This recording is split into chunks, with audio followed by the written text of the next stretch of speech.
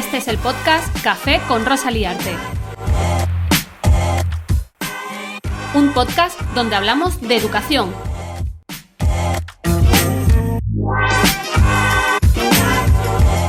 En este episodio me tomo un café con Raúl Santiago, profesor de la Universidad de La Rioja y fundador de theflippedclassroom.es.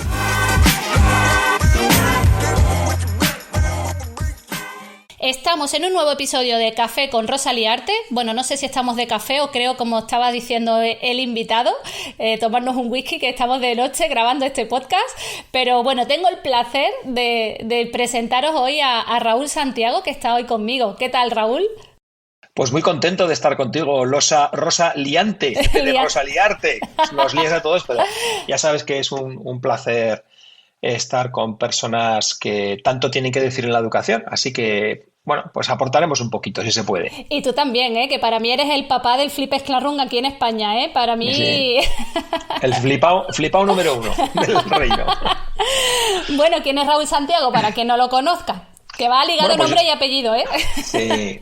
Bueno, yo diría que soy un profesor, como muchos, como los cientos o incluso miles seguidores de tu podcast que nos están escuchando. Soy un profesor que comencé como profesor y sigo como profesor desde hace ya 30 años, ¿no? Pues empecé dando clases en la antigua EGB como profesor de inglés y luego he ido evolucionando por todos los niveles. Suelo decir que yo creo que he dado clases en todos los niveles menos en educación infantil.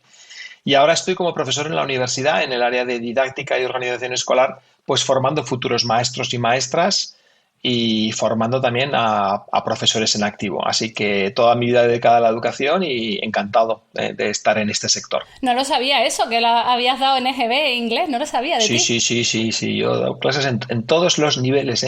Yo me acuerdo que mi primer trabajo estaba dando clases en octavo de EGB. A 45, teníamos 45 alumnos en clase, ¿no? ¡Ostras! Octavo de GB es el segundo de la ESO de ahora, ¿no? Sí. Aquellos sí que eran tiempos heroicos aquellos. Ya ves. Sin ordenadores, además. Bueno, no podemos empezar el podcast sin la primera pregunta. Raúl, lo siento, pero es importante. ¿Qué es para ti la educación? Bueno, eso es la pregunta del millón, ¿no? Bueno, pues fruto de tantos años en la docencia y de tantas experiencias, como digo, con tantas personas diferentes, ¿no? Yo creo que al final la educación es un proceso de transformación, ¿no? Es un proceso de enriquecimiento, de mejora en la que una persona, que es el educador, ayuda a otra, que es el educando, pues a desarrollar su máximo potencial, en lo que sea, en idiomas, en matemáticas, en la vida, en la ciudadanía, como hijo, como padre, como profesor. Es un proceso de mejora, de enriquecimiento en el que una persona supuestamente ayuda a otra, pero seguramente son las dos las que salen beneficiadas, ¿no? de esa interacción y de esa relación. Siempre. Además, creo que los docentes aprendemos en nuestro día a día, ¿no? Con nuestro alumnado. O sea que es beneficio mutuo. Sin duda, ¿no? Yo creo que un profesor que piensa que lo único que puede hacer es enseñar y que de ninguna manera aprende, pues no será un educador, será un transmisor de conocimientos o un informante o lo que quieras llamar, ¿no? Pero realmente sentirse educador es tener ese compromiso, ¿no? con las personas y tener esa sensación de que vas a aprender seguramente más de lo que vas a enseñar. Qué bueno, qué bueno.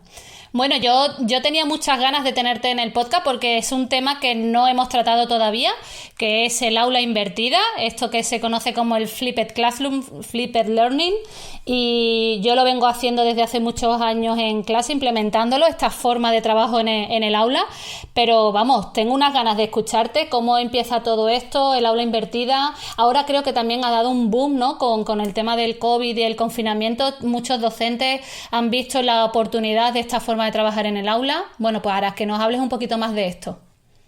Pues sí, no, coincido contigo, ¿no? Desde hace ya más de un año, pues ha habido un auténtico boom, ¿no? Una auténtica demanda de buscar soluciones a un problema que se nos vino sobrevenido, ¿no? Y para el cual no estábamos preparados, porque los datos claramente lo mencionan. Sí que es cierto que muchas personas, yo creo, incluso muchos tomadores de decisiones o líderes educativos creían que era otra cosa el Flip Learning, ¿no? El Flip Classroom, lo que creían era que simplemente es tecnología que puede sustituir a la clase presencial, ¿no? Y los que hacemos flip o clase invertida, aprendizaje invertido de verdad, realmente sabemos que es algo diferente y que es una estrategia que no es que sea necesaria en tiempos de COVID, sino que es una estrategia de sentido común que la hemos aplicado, como tú decías, ¿no? Desde hace muchos años, porque es eficiente y porque es de sentido común, la seguimos aplicando en estos tiempos de pandemia y de confinamiento y seguramente, pues ojalá la sigamos aplicando, sea Flip o sea algo parecido a Flip en el futuro, ¿no? Porque, como digo, es la educación de los estudiantes del siglo XXI, ¿no? En la que hay lógicamente, un enfoque tecnológico, pero luego hay un enfoque absolutamente necesario. No, y decía que también hay otra variante que es la organizativa, ¿no? La de gestión de los recursos, de cómo se trabaja, del seguimiento, y que realmente el Flip lo que abre es la puerta a muchas otras cosas, ¿no? Porque en el fondo de lo que estamos hablando es de cómo aprovechar al máximo el tiempo en el que el docente está en el aula, sea una aula virtual, sea una aula presencial con sus estudiantes y entre ellos para lograr el máximo aprendizaje, ¿no? Entonces, en el fondo no es más que de sentido común, es decir, ¿qué hace el estudiante antes de ir a clase para que la clase sea realmente un espacio de aprendizaje? De hecho, el primer libro que publicamos ya hace unos cuantos años se titulaba así, ¿no? ¿Cómo convertir la escuela en un espacio de aprendizaje? Porque se supone que es un espacio de enseñanza, pero lo que realmente tiene que ser es un espacio de aprendizaje. Por tanto, destacaría esa vertiente, como decía, esa vertiente técnica, esa vertiente instruccional o didáctica y luego esa vertiente organizativa de gestión. Y para que el Flip funcione bien, pues tenemos que, desde luego, desarrollar bien esas tres esferas, ¿no? Y, por supuesto, con una buena formación del profesorado y comunicando muy bien a los padres y a las madres, a las familias, en qué consiste y qué cambios se van a producir en el desarrollo, ¿no?, educativo de su hijo.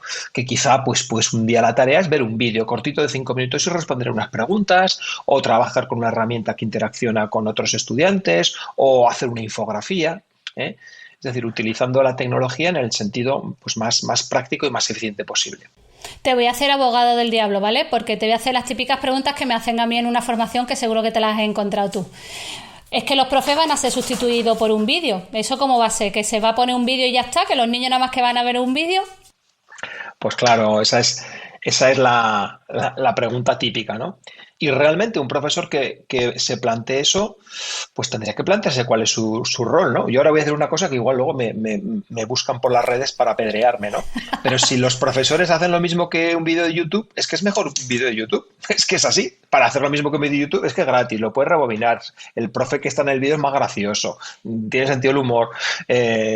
Bueno, pues para hacer eso es mejor un vídeo. Pero lógicamente todos pensamos que el profesor hace muchísimo más que todo eso, ¿no?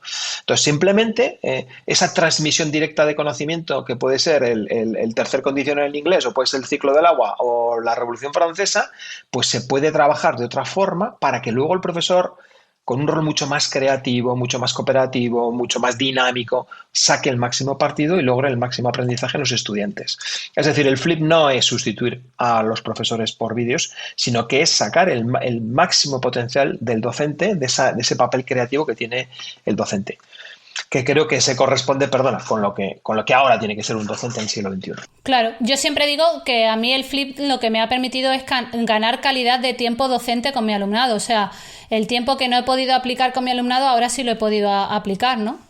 Efectivamente, ¿no? De hecho, hay muchos profes que dicen, si a mí me gustaría hacer ABP, o a mí me gustaría hacer Mastery Learning, o a mí me gustaría hacer narrativa, o a mí me gustaría hacer seminarios socráticos, pero no tengo tiempo en clase. ¿Por qué? Porque como estoy explicando el contenido, entonces es una frase que es un poco perversa en sí mismo. No tengo tiempo para hacer esto porque estoy dedicando el tiempo a algo que el alumno podría hacer por su cuenta. Totalmente. Entonces, es la pescadilla que se muerde la cola. Entonces, bueno, pues deriva ese tiempo a otro espacio para, como tú dices muy bien, tener tiempo en clase para hacer todas esas cosas que creo que son las que tiene que hacer. Sí, bueno, yo, por ejemplo, identificar a este típico alumnado que te hace todas las tareas, ¿no? Que te entrega todas las tareas en una clase tradicional y luego resulta que cuando le plantas un examen o algo que tiene que hacer por sí mismo en el aula no es capaz. Entonces, detectar este alumnado alumnado que precisamente le ayudan en unas clases particulares o las familias en casa, ¿no? Y tener tiempo para estar con tu alumnado y trabajar con ellos, para mí ha sido imprescindible, porque a mí me traía de cabeza este tipo de alumnado que digo, pero si es que tiene todos los positivos puestos porque me trae todos los deberes, pero luego no es capaz de ponerme ni una palabra en el examen, o sea, algo mal estoy haciendo yo. Entonces ahí fue cuando yo dije de cambiar este chip, ¿no? Exacto, ¿no? Eso lo vemos yo creo que prácticamente en todos los niveles educativos. Mira, curiosamente ahí estaba corrigiendo un trabajo de un docente de un curso de aquí de Navarra, que era sobre Arduino, además también, un profesor de tecnología, ¿no? Y una de las cosas que él me ponía en el proyecto era que había descubierto precisamente eso, ¿no? Que el análisis de lo que hacía el alumno antes le permitía trabajar mucho más personalmente con el alumno, ¿no? Que es lo que queremos todos. Es decir, si preguntabas antes, ¿qué es la educación? Pues es que la educación, si queremos que sea desarrollar el máximo potencial, si queremos enriquecer, tiene que ser lo más personalizada posible, lo más individualizada posible. Y desde luego eso no lo vamos a conseguir si no lo estamos diseñando con métodos alternativos y con este tipo de pedagogías. Hombre, y es que en el Flipped Classroom la gran aliada es la tecnología, no hay vuelta atrás, ¿no? Efectivamente, ¿no? ¿Se puede hacer flip sin tecnología? Pues sí, porque fíjate que el flip ya estaba inventado hace muchos años. Antes se le llamaba esto, tú eres mucho más joven que yo, pero se le llamaba el estudio previo a la clase. Es decir, si el profe te dice, mira, para mañana o para la semana que viene, léete esto y toma unas notas y sácame tus dudas. Y tú vas a clase con esas dudas, ya ha cambiado radicalmente el panorama, ¿no? Y como sabes, hay estrategias no tecnológicas, como las notas Cornell, hay estrategias para hacer flip sin tecnología. Pero desde luego con tecnología vamos a multiplicar la eficiencia del modelo por 400 o por 500, entre otras cosas porque herramientas y estrategias como las analíticas de aprendizaje te permiten saber dónde están los estudiantes en cada momento con un golpe de vista, ¿no? Con un mapa de calor. Tú sabes cuántos estudiantes han visto el vídeo o han hecho el ejercicio, en qué nivel están. Pero ahí está el papel también del profesor al haber diseñado bien unas buenas preguntas de comprobación, de indagación. Por tanto, eso todavía no lo puede hacer la tecnología. Lo acabará haciendo, pero por ahora no, ¿no? Entonces, efectivamente, el flip se puede hacer sin tecnología, pero es mucho mejor con una buena tecnología. Y has dado la clave también, hacer buenas preguntas. De eso quería preguntarte, porque claro, mucha gente no sale más de un formulario de Google o unas preguntas tipo test, ¿no? En los vídeos enriquecidos. Tenemos que ir mucho más allá también, ¿no? Exacto. Por eso cuando se habla de que esto es nuevo, yo digo, esto no es nuevo, esto es bueno. Es que, fíjate, la herramienta, por ejemplo, Socrative. ¿Socrative de qué viene? De Sócrates, ¿de qué? Del arte de hacer preguntas. Entonces, no pongamos el foco ni en Kahoot, ni en Socrative, ni en ninguna de esas herramientas. Pongamos el foco en lo que nos permiten hacer y qué es lo que creemos que hay que hacer. Y sabemos que el aprendizaje por indagación, el aprendizaje inductivo, el aprendizaje basado en retos, donde el estudiante se le plantean cuestiones que él tiene que resolver, sean cuestiones directas a través de una pregunta, sea un desafío más complejo o un proyecto o de resolver un problema, es cuando realmente va a poner en juego todas estas capacidades, ¿no? De cooperación, de autonomía, de gestión, de planificación, de indagación. Todo esto. Entonces, ahí está el papel del profesor en hacer buenas preguntas, el arte de saber preguntar. Y es esencial. Entonces, la tecnología nos va a facilitar todo eso gracias a distintos formatos de preguntas, distintos sistemas de feedback, distintos sistemas de enriquecimiento del feedback, si podemos poner multimedia, si hace falta, si no. Todo eso va a generar pues un material realmente atractivo. Pero como no haya preguntas, es decir, como un profesor haga un Kahoot con 4 preguntas tontas, sí, los estudiantes estarán emocionados la primera, la segunda, la tercera vez, pero ya la cuarta les aburrirá, porque realmente lo que estamos buscando no es esa motivación extrínseca, ¿no? Del tiempo que se me va a responder, sino de si soy capaz de dar con la respuesta correcta, bien individualmente o bien trabajando en grupo. Genial, Raúl, no puedo estar más de acuerdo contigo, pero yo sé que eres profe de universidad, los profes de universidad os encanta una investigación, así que, ¿qué dice la investigación sobre el Flipped Classroom y esta forma de aprender? Pues la verdad es que dice muchísimo, ¿no? Si vas a cualquier portal de investigación, ResearchGate o a ORCID o a Dialnet, Hay cientos, miles, no estoy exagerando, miles de estudios de investigación revisados por pares, algunos en los que se muestra la mayor parte que el flip es más eficiente, en otros en los que se muestran pues que es neutro, y bueno, yo realmente no he visto ninguno donde se diga que con el flip se consiguen mejores resultados, ¿no? Porque tampoco tiene mucho sentido, ¿no? Y además en todas las áreas de conocimiento, ¿no? Yo tengo, por ejemplo, recopilados de medicina, de ingeniería, de derecho, de pedagogía, de psicología. Hay estudios de corte cuantitativo donde se analiza mucho la percepción y hay herramientas de medición de la percepción, tanto para docentes como para estudiantes, y ya mucho más de tipo cuantitativo, donde se comparan resultados de estudiantes de todos los niveles que han utilizado un modelo u otro, ¿no? De hecho, hay gran cantidad de trabajos de fin de grado. Yo diría que hay docenas de trabajos de fin de grado, trabajos de fin de máster y tesis doctorales que abordan ese tema, ¿no?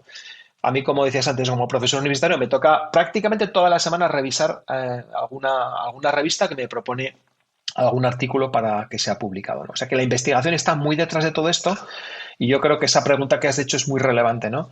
Porque yo creo que una de las preocupaciones que tendríamos que tener todos los profesores de todos los niveles es que lo que hagamos realmente esté avalado por la investigación. Porque si no, no dejaremos de ser, pues eso, una especie de mercaderes de la metodología, ¿no? Ahora está de moda esto, pues venga, por esto, ahora lo otro, no.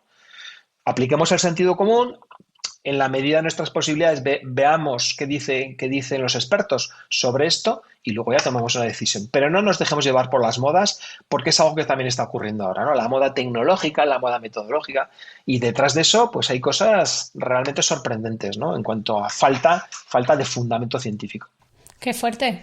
Y también el tema de investigación, me imagino que hablará de las preguntas, del feedback, de que cómo ver un buen vídeo, ¿no? También trabajar el vídeo, ¿no? Porque no puede ser, hay gente que piensa que el niño le va a dar el play, ve el vídeo y ya está, ¿no? Que hay que trabajar el vídeo. ¿Qué dice también todas estas evidencias? Pues mira, hay mucho estudio sobre eso, ¿no? Te voy a poner un ejemplo concreto de un estudio que he visto hace poco. Bueno, en primer lugar, efectivamente, no se trata de ver un vídeo, se trata de trabajar, de interaccionar con el vídeo.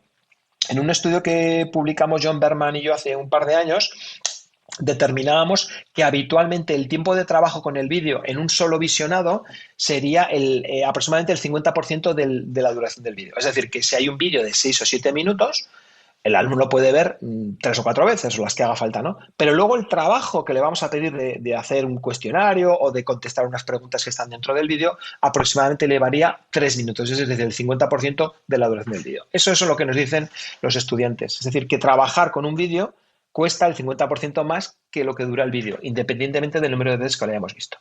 Hay otro estudio muy interesante en el que se habla de si el hecho de preguntar y de hacer cuestiones de indagación a un alumno que está trabajando un contenido, sean textos, sean vídeos, sean infografía, influye en la retención del contenido, ¿no? Es muy interesante y lógicamente sí, es decir, no es lo mismo estar leyendo que estar trabajando sobre un contenido, ¿no?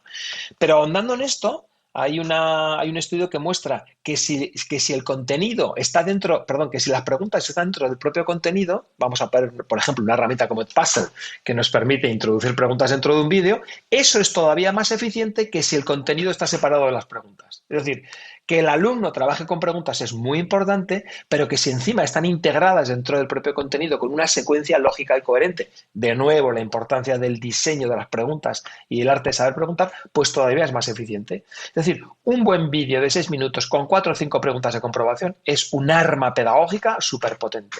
Eso nos dice la investigación. Pues sí, y la tecnología en este caso ser transformadora en tus clases, ¿no? Porque, bueno, como el puzzle que puedes saber cuántas veces echas para atrás el vídeo, detectar las dificultades, atender a la diversidad.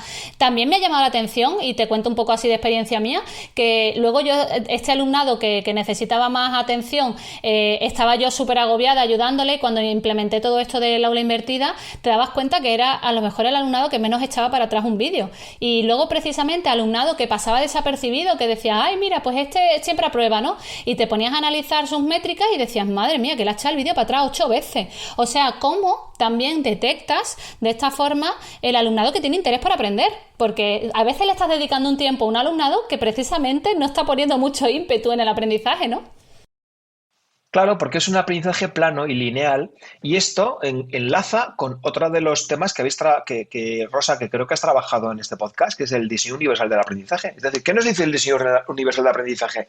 Que proporcionemos a los estudiantes diferentes formas de representación, diferentes formas de acceder al contenido y diferentes formas de evaluación. Y eso es lo que hace el Flip. Entonces, claro, un alumno que está en clase escuchando nada más pasivamente no tiene esas oportunidades. Le estamos ofreciendo un camino nuevo, ¿no? Que no tiene por qué ser el único. Y por tanto, podríamos concluir que también el Flip Learning es una herramienta que sirve para atender a la diversidad, que sirve para aprendizaje universal, ¿no? Diseño universal del aprendizaje. Totalmente, totalmente de acuerdo. Y yo me llamó muchísimo la atención esto, la verdad. Bueno, Raúl, no hemos hablado de tu proyecto de flippedclassroom.es, la web para mí esencial para aprender sobre esto, ¿no? ¿Cómo nace el proyecto? ¿A qué nos anima? Porque tenéis una revista en la newsletter que vais publicando. Bueno, una pasada todo lo que has trabajado y tienes un montón de gente que colabora, ¿no?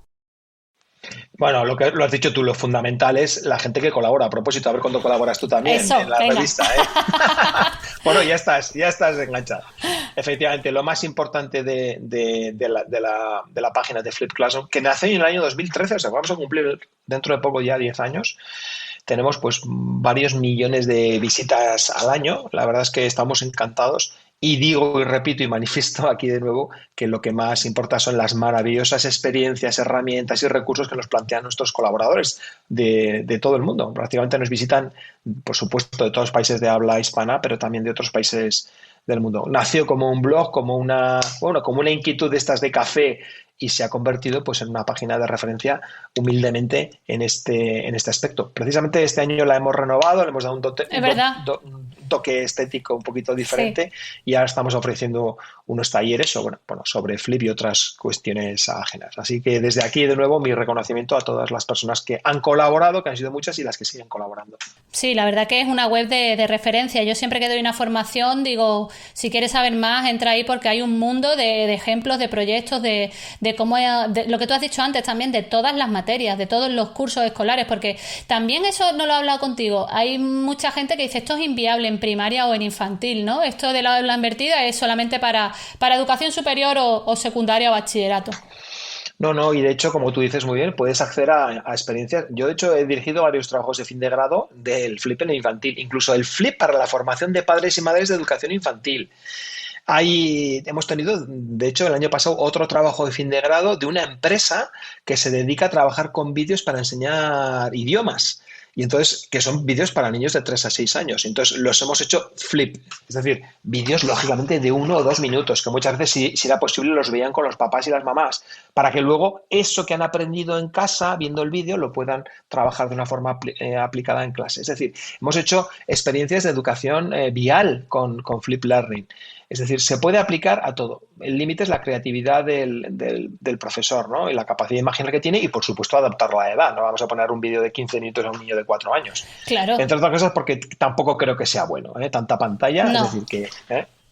Y las preguntas también se pueden poner con imágenes de gente, pero ¿cómo le vas a enriquecer el vídeo a un niño pequeño? Pues, por ejemplo, en Edpuzzle se pueden meter imágenes y sí, se pueden hacer audios. Entonces, no es solamente, vuelvo a lo mismo, que no solamente es poner una pregunta tipo test, que tenemos que ir más allá y hay muchas posibilidades, ¿no? No, y efectivamente puedes hacer Flip Learning con los niños más pequeños, o Flip Classroom en este caso, a través de una infografía enriquecida, donde simplemente va explorando las partes del cuerpo y va escuchando algo, o va viendo cómo funcionan determinados órganos de una manera muy simple, es decir, y luego, pues eso en clase se va a explotar de una forma diferente. Y como tú sabes, también hay variantes al Flip tradicional, que sería, por ejemplo, la modalidad Flip in the Classroom, sí. Donde los estudiantes hacen el flip a través de un poco de grupos de rotación, mientras unos están haciendo esas actividades de visionado o de interacción con contenido, otros están trabajando con el profe y van rotando. Es decir, que al final es como queramos diseñar. De hecho, eso es lo que yo hago. Al trabajar en la pública, lo que me lleva es que no todo el alumnado puede verse el vídeo por la tarde,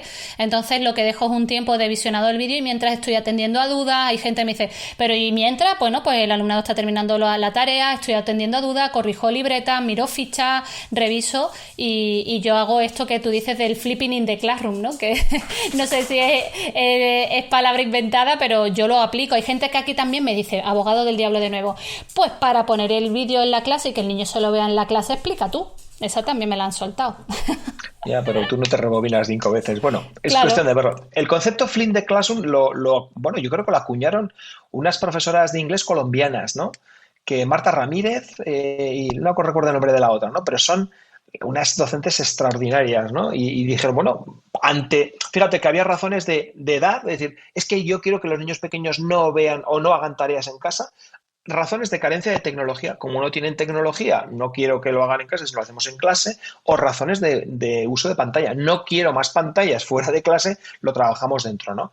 Entonces, esos sistemas de rotación, que pueden ser 3 o 4 grupos dentro del aula, permiten que te multipliques, ¿eh? Es que no es poner un vídeo, que eso yo lo he visto también, ¿no? Como, pues el profesor pone un vídeo y ya está, todo el mundo tranquilo. No, no es eso. Ese vídeo tiene un sentido para hacer algo luego, que puede ser con el profesor o puede ser con los compañeros, pero va a servir para algo, no es el visionado recreativo de un vídeo, que también es una práctica docente, bueno, pues un poquito cuestionable, ¿no? Si es así, sin más. Yo hice también mi proceso de investigación y comprobé que lo mismo que yo explicaba en el vídeo lo explicaba en clase, y comprobé en unas clases explicándolo yo y en otras que los niños se vieran el vídeo dentro de la clase el mismo contenido, y yo tardaba más en la clase explicándolo. Claro, porque fíjate que eso es una cosa que ocurre tradicionalmente. Por eso, uno de los errores post-pandemia ha sido el profesor que decía, vamos a ver, si yo en clase estoy 45 minutos hablando de las ecuaciones trigonométricas, voy a hacer un vídeo de 45 minutos de ecuaciones trigonométricas. Claro, es la muerte por inanición intelectual, ¿no? Claro, ver un vídeo de eso es terrible. ¿Por qué? Porque en una clase ocurren muchísimas más cosas que las ecuaciones trigonométricas. Están ocurriendo cosas muy diferentes. Pero si tú te paras a pensar realmente cuál es la duración del contenido académico instruccional básico, va a ser 1/3. Es decir, si la clase dura 45 minutos o 50 minutos, pues eso va a ser... Es decir, explicar las ecuaciones trigonométricas, haz un vídeo de 15 que seguramente lo podrás resumir en 10. Pues sobre eso explotemos lo otro para, como decías tú antes, ¿no? Detectar dudas, aplicar lo que el alumno no ha entendido bien, aplicar lo que ha entendido bien a un proyecto, trabajar entre pares, hacer lo que sea. Es decir, aplicación de lo visto en una actividad grupal. Y yo también digo una cosa por terminar con este tema. Yo lo que he detectado, Raúl, cuando he trabajado de esta forma es la autonomía que ha tenido mi alumnado. Yo enseño en mis formaciones que le pongo un planning de trabajo y los alumnos, aunque falte yo, que ellos van trabajando, saben lo que tienen que hacer, lo que tienen que ir entregando. A mí me ha dado una increíble autonomía de mi alumnado. Bueno, para mí ha sido brutal ese cambio. Es que es así y es como tiene que ser, Rosa. Si es que nosotros no estamos para enseñarles historia o geografía, perdón, o ecuaciones trigonométricas. Estamos para enseñarles a ser autónomos. Y el flip bien pensado y bien planificado te puede servir. En la universidad yo lo que les digo, esto tiene que servir para que cada semana trabajéis 45 minutos, 1 hora mi materia aparte de las clases, y esto poco a poco os va a dejar llegar a la meta en mayo, en enero, cuando acabéis el cuatrimestre, de una forma tranquila. Y cada año ocurre lo mismo, ¿no? Que me dice, jo, qué bien, hemos acabado, mientras ahora otras asignaturas, pues tenemos el agobio final del examen, del trabajo, del proyecto, de no sé qué. Es decir, que todo esto, llamémosle flip o llamémosle como queramos, tiene que ser hacer a estudiantes más autónomos, mejor autogestionados, más motivados, que colaboren más felices. O sea, la educación está para hacer personas felices, no para hacernos personas que odiemos la escuela y la universidad, ¿no? Pues sí, Raúl, totalmente de acuerdo y me encanta que me digas eso. A ver, el proceso de autonomía del alumnado no se consigue con el Flipped Classroom en 2 días. Yo siempre digo lo mismo, no puedes pretender que la primera vez que mandas a ver un vídeo el 100% de tu alumnado se lo vea. Pues esto es lo mismo, la autonomía del alumnado no te va a llegar de un día para otro. Lleva todo un proceso de aprendizaje, tanto mío como de ellos, ¿no? Y de ver, y yo siempre digo que el alumnado termina viéndose el 100% el vídeo cuando ve los beneficios que le aporta esta forma de trabajo en el aula, cuando se dan cuenta que tienen otra forma de trabajo en el aula, que tienen más ayuda, que empiezan a comprender todo.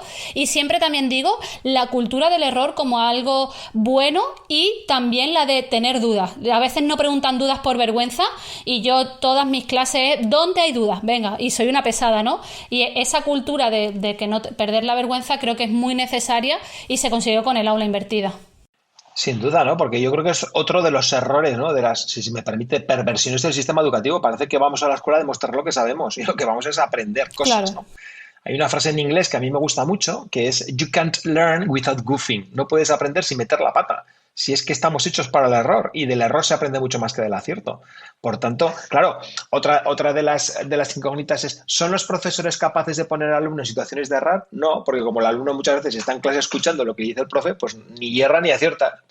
Ya errará o acertará el día del examen, ¿no? Sí, Hay o que juega ponerlos en el... a la quiniela, ¿no? Con las preguntas tipo T. Exactamente, hay que ponerlo en la situación y que aprenda del error y mostrarle, lógicamente, con un sentido positivo y enriquecedor en qué consiste, ¿no? Que, si lo ha hecho bien, por qué lo ha hecho bien y cómo lo puede hacer mejor, y si lo ha hecho mal, en qué puede mejorar. Pero esa es la idea. Pues sí, totalmente de acuerdo. Y nos vamos con el último tema de hoy, porque ligado al Flipped Classroom está la competencia digital docente, muy necesaria. Lo ha puesto en evidencia esta pandemia y creo que hemos evolucionado, bueno, en cuestión de meses lo que se habría avanzado en tecnología 4 o 5 años, ¿no? O sea, creo que esta competencia digital docente ha venido para quedarse, ¿no? Bueno, sí, entendemos que la competencia digital docente no es lo más importante, ¿no? Pero es importante, es desde luego una línea transversal en todo esto de que estamos hablando, en esta transformación de la que estamos hablando y de la que tú hablas en tu podcast, ¿no? La competencia digital docente no está solo asociada al flip, sino realmente al A uso de la todo. tecnología en todo, ¿no? Y lo que has dicho tiene sentido. Es decir, uno de los estudios, hemos publicado ahora un estudio sobre casi 5.000 profesores en Ostras. el que analizamos sus competencias digitales y, bueno, lo primero que hay que poner encima de la mesa, aunque a muchos profesores también eso les duela un poco oírlo, porque los profesores somos así de raros, es que los profesores suspendemos en competencia digital. Y esto nos ha puesto las pilas, como tú decías. De hecho, hemos analizado, teníamos ya muchos profesores analizados antes de marzo de la prepandemia, y hemos analizado pospandemia y podríamos decir que hemos aumentado aproximadamente 0,8 puntos en una tabla de 6, ¿no? Ya sabemos que el INTEF habla de 6 niveles de competencia digital, que serían los mismos que los idiomas, A1, A2, B1, B2, C1, C2, en cada una de las 5 áreas de la competencia digital, y los resultados muestran que los profesores han mejorado mucho en sus competencias digitales, en unas más que en otras. Una incógnita que queda ahí es simplemente si esa competencia digital es puramente instrumental. Es decir, simplemente se han quedado en que ahora sé hacer un Meet o un Zoom, o sé hacer un cuestionario Google o con Microsoft, o realmente hay algo más que nos lleve a una transformación del modelo, ¿no?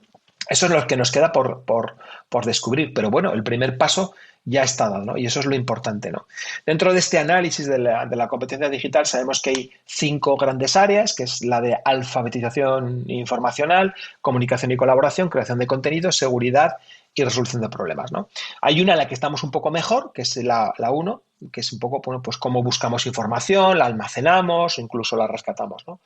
Pero hay áreas muy ligadas precisamente al Flip Classroom, como es el área de creación de contenido, en la que estamos realmente mal. Es decir, en esos niveles, ¿no?, muy parecidos a los idiomas, hablaremos de un nivel A2, ¿eh? Es decir, un nivel Muy bajo. por debajo de la media, ¿no? Seguramente habremos mejorado, ¿no?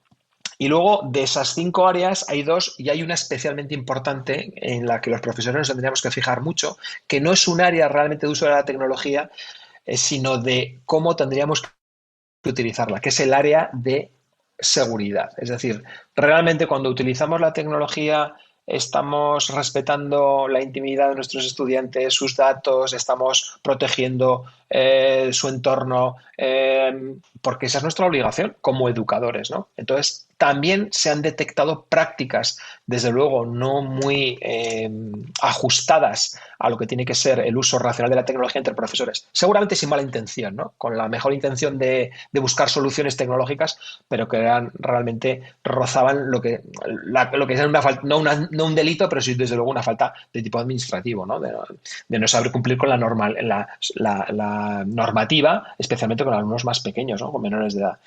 Entonces, como conclusión, tenemos mucho que mejorar. No hay que achacar esta falta de competencia digital a que los profesores no queramos. Esto nos ha venido sobrevenido. No estábamos preparados.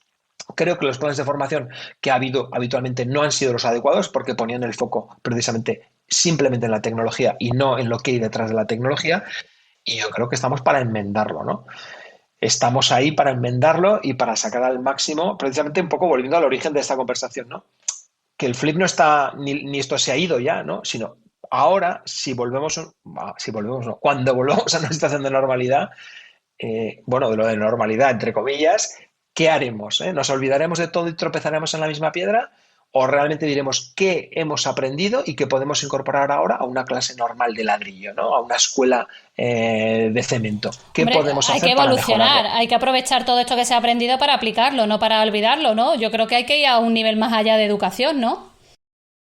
Pues yo creo que sí, y creo que casi todas las personas, los docentes que nos están escuchando seguramente estarán de acuerdo.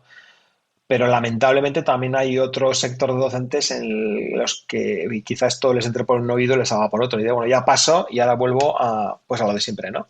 Que es a explicar cosas, ¿no? En clase, ¿no? Hay un estudio de Robert Marzano, que seguramente también habrás leído, en el que entrevistó a millones de profesores americanos y les preguntó, había este estudio de luego es mucho más a profundo y analítico, pero les preguntó a qué creían que los profesores tendríamos que dedicar el tiempo de clase. Les daba varias opciones y mayoritariamente, más de un 60%, los profesores manifestaban que los profesores, que los docentes, estamos para explicar cosas en clase. Nuestro rol es explicar cosas Qué en clase. fuerte, ¿no? Como estrategia, ¿eh? Esto se ha replicado en otros países, yo lo hice en España también, y los resultados en Italia, en los países de Asia, en Sudamérica, en Estados Unidos son clavados. Entre el 55 y el 60% de los docentes dicen que lo que tenemos que hacer es explicar. O sea, que nuestro trabajo es explicar cosas. Es como decir, ¿cuál es el trabajo de un médico? Recetar. ¿Un médico lo que tiene que hacer recetar? No, un médico lo que tiene que hacer es diagnosticar para ver qué es lo mejor para cada caso. Pues yo creo que eso es lo mismo, es decir, ese rol que tenemos que cambiar. De hecho, Lógicamente, claro que hay que explicar, pero cuando hay que explicar, a quién hay que explicar en el momento que hay que explicar, y no la explicación como estrategia generalizada, ¿no? De aprendizaje. claro, de hecho, a Neus San Martí, que la tuve en el podcast, hablaba muy bien porque el concepto yo lo explico, el alumnado ha aprendido. Porque como yo lo he explicado, el Claro. alumnado lo ha aprendido ya, ¿no? Esa es un error común, ¿no? Por eso es muy de la cultura educativa napoleónica, ¿eh? Porque si tú, los países más con una cultura educativa más anglosajona, siempre están, un poco el sistema era búscate la vida. Es decir, yo te voy a plantear cosas y luego tú vas a tener que elegir en qué necesitas aprender para lograr asimilarlo y desde luego demostrar y evidenciar que lo has aprendido, ¿no? Es muy de aquí, muy latino todo esto, ¿no? De el profesor lo sabe.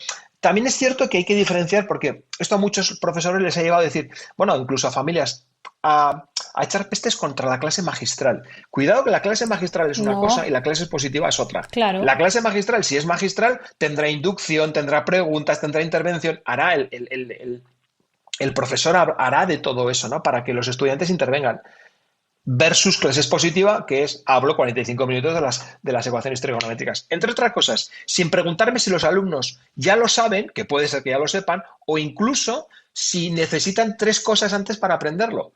Esa es una de las ventajas también de todos estos sistemas, ¿no? Que nos permite identificar qué necesitan o incluso si ya lo tienen superado. Si ya lo tienen superado, pasemos a otra cosa. ¿Para qué vamos a repetir? ¿Porque está en el programa? Pues no. Hombre, y yo también siempre insisto que esto nunca quita lo anterior, porque si yo detecto que mi alumnado tiene dificultades en una parte del vídeo gracias a la retroalimentación que tengo con la herramienta, yo voy a explicar en clase lo que se necesite explicar. Claro. Efectivamente, ¿no? Si es que es tan sencillo como eso. Es decir, voy a hacer 12 preguntas claves sobre el tema que sea y como tú dices, ¿no? Analizo 5 minutos antes de llegar a clase y digo, es que el 80% ha fallado en la 2 y en la 4, pues me voy a la 2 y en la 4 o incluso si veo que el 50% sí, el 50% no. A ver, los que habéis contestado B en la pregunta no, juntaros y vas haciendo ahí grupos que se interaccionen y que se retroalimentan. Luego la estrategia la que quieras, pero primero identifica. Claro, totalmente. O sea, vamos. Raúl, llevamos ya casi 40 minutos de charla, ¿eh? Es que se me pasa el tiempo volado contigo, ¿eh? O sea, Bueno, eso es mutuo. bueno, yo quería terminar contigo hoy que nos recomiendes lecturas. Para empezar, aquí habrá gente que ya ha empezado con el Flipped, gente que no sabe, que está escuchándole por primera vez y no sabe ni por dónde empezar, si hay que grabarse el vídeo sí o sí, si podemos usar los vídeos de otros profes. Bueno, un poquito de que nos cuentes ahí para iniciarnos en esto del aula invertida. Muy bien, bueno, pues yo creo que dándose un paseo por la página de flipclassroom.es, ahí van a encontrar, aparte de experiencias, para el que no quiera ir a un libro entero, o sea el formato papel o sea el formato digital, va a encontrar experiencias, como tú dices antes, muy bien clasificadas por niveles, por materias, etcétera. Así que simplemente eso sería adecuado. Y luego, si queremos una lectura más profunda, pues hay varios libros ahí sobre Flip. El último de ellos, que escribimos John Berman y yo mismo, que se titula Flip Learning y metodologías activas, que yo creo que es muy, muy interesante, ¿no? Que es un libro de divulgación donde uno puede llegar perfectamente a entender qué es el escenario, ¿no? del Flip Learning. Y para los que quieran lecturas más avanzadas, pues pueden acudir, desde luego, a más estudios de investigación, ¿no? Entonces, simplemente con hacerse una cuenta en ResearchGate, que es un portal, es como el Facebook de la investigación, pues uno entra ahí gratuitamente y se puede poner a leer y a estudiar en todos los idiomas que quiera todo lo que hay. Es decir, que hay tanto para el que quiere iniciarse, como el que quiere profundizar, como el que quiere ya llegar a un nivel avanzado. Y yo siempre también digo, seguir a profes que hagamos esto, ¿no? O sea, para ver ejemplos y demás. O sea, yo aprendo muchísimo de las redes y yo me animé con todo esto y muchos profes me escriben, Rosa, pues leyéndote y viendo lo que haces en el aula me animé en todo esto. Y siempre insisto, que no tienes por qué grabarte tu propio vídeo, sería lo ideal, pero que no nos da la vida. Aprovechate Claro. del material que ya tenemos otros docentes hechos para usar nuestros vídeos, ¿no? Y aplicar el aula invertida con el material de otros profes y ya tendrás tiempo de hacer los tuyos, ¿no? Sin duda, ¿no? Hay en nuestras redes sociales, tanto en Twitter como en Facebook como en Instagram, que se puede acceder desde la página de Flip Classroom, pues prácticamente todos los días hay 2 o 3 reseñas. Incluso tenemos un hashtag que es FL Research, es para los que quieren investigación, donde ahí ponemos todo lo que nos parece interesante a nivel de investigación. Pero bueno, la cuenta principal sería en Twitter Flipped Learn, en la que bueno, tenemos casi 30.000 seguidores y ahí, bueno, pues se puede también hacer un buen repaso de lo que, como decías tú, colegas de todo el mundo están haciendo y realmente que es llamativo y espectacular. Yo siempre digo que esto merece la pena un montón. A mí me revolucionó mi clase y siempre se lo digo a los profes, esto merece la pena. Claro que sí, hay que pasar esa pequeña travesía del desierto, ¿no? Sobre todo es ese freno, ¿no? Psicológico, un poco lo que decíamos antes, la sensación de tener la sartén por el mango, ¿no? Como yo explico, tengo la sartén por el mango, los alumnos aprenden. El cambio, asumir el cambio y empezar a hacer cosas y luego, de la misma manera que tú decías antes, ¿no? Hay que hacer que el alumno se equivoque. Es que nosotros también nos vamos a equivocar y el vídeo nos va a salir mal y el formulario tal y los alumnos no van a ver el vídeo. Pues vamos a ir mejorando, ¿no? Vamos a ir haciéndolo cada vez más eficiente y vamos a disfrutar. Y al final, un poco como dices tú, con una sonrisa, decir, joder, es que esto ha merecido la pena, aunque me haya costado. Ya ves. Yo cuando también enseño mis materiales a docentes de la universidad, se creen que yo los he hecho en un mes, ¿no? A mí me ha costado años llegar hasta eso y elegir las mejores herramientas. Luego sí que es cierto que ya vives un poco, vas mejorando los materiales, pero ya tienes un conjunto. Yo el otro día repasando en Kahoot, tengo Kahoot desde el año 2013. O sea, tengo millones de Kahoots. Yo Kahoot y Socrative. Y Socrative, es efectivamente, informes tienen para hacer analíticas de aprendizaje, para comparar. Entonces, si no das el primer paso, no vas a dar el segundo. Claro, pues esa me la quedo, ¿eh? Si no das el primer paso, Venga. no vas a dar. Esa va a ser tu frase, ¿eh? Seguro que no va a ser mía. Alguien la habrá dicho antes. Sí, no, pero que yo siempre pongo una frase, esa es la que se va a quedar, ¿eh? Bueno, Raúl. Bueno, a mí me gusta más una que se le atribuye a Einstein, que es que va en esa misma línea. Dice, si buscas resultados distintos, no hagas siempre lo mismo. A mí esa me gusta. Esa mucho. también, la tengo yo en una diapositiva, esa. Esa es de verdad. Bueno, pues Raúl, desde aquí darte las gracias. Ojalá nos veamos de nuevo como nos vimos la última vez en Mallorca, cenando en el Paula y estuvimos ahí echando un rato súper bueno. Ahora mismo no nos queda otra que cuidarnos y yo desde aquí te quiero dar las gracias por intervenir hoy, por darme un huequito en tu apretada agenda para estar en el podcast y gracias también por todo lo que estás evidenciando con esto porque tus investigaciones son geniales para evidenciar todo esto del aula invertida. Has hecho un trabajo enorme y desde aquí te quiero dar las gracias porque aportas muchísimo a la educación, de verdad. Pues te devuelvo las gracias y gracias por también ser por una profesora tan comprometida. Da gusto tener profesores así en este país, encima jovencita. Por esta iniciativa que tienes del podcast, que tampoco, de nuevo, que te quita tiempo, te quita energía. Así que gracias a ti y a todos los profesores que nos están escuchando por comprometerse con la educación, ¿no? Porque una educación que mejora es una sociedad que mejora. Totalmente. Venga, pues un abrazo, Raúl. Bueno, adiós, gracias.